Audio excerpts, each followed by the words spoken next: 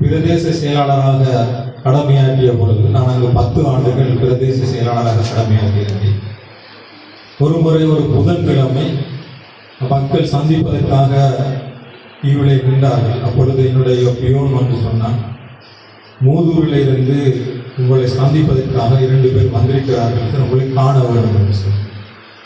நான் உடனே அந்த பியோனுடன் சொன்னேன், பொதுமக்களை கொஞ்சம் தாமதிக்க சொல்லி அந்த 2 பேரையும் உள்ளே வரும்படி அந்த பியோனிடம் கூறினேன்.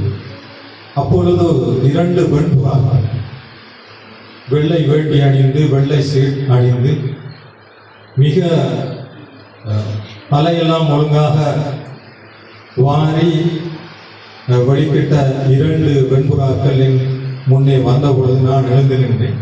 அந்த இருவர்களையும் நான் உருவத்திலே ஏற்கனவே அறிந்திருந்தேன்.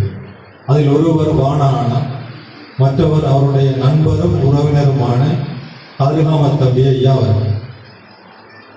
அப்பொழுது இருக்க வைத்து நான் கதைத்த பொழுது அப்பொழுது வந்திருந்த வானானா சொன்னார், மூதூரானை தேடி வந்திருக்கிறேன்.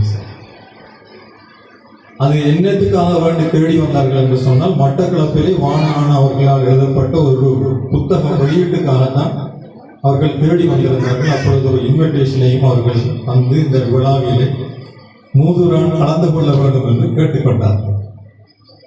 நீண்ட நேரம் அங்கே கதைத்த பிற்பாடு நான் அந்த விழாவில் கலந்து கொண்ட ஒரு சந்தர்ப்பம்.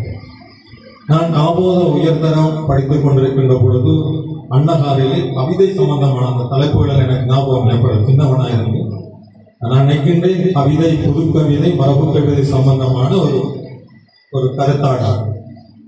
அதிலே வானான கூறிய ஒரு வார்த்தை இன்றும் ஞாபகம் இருக்கிறது.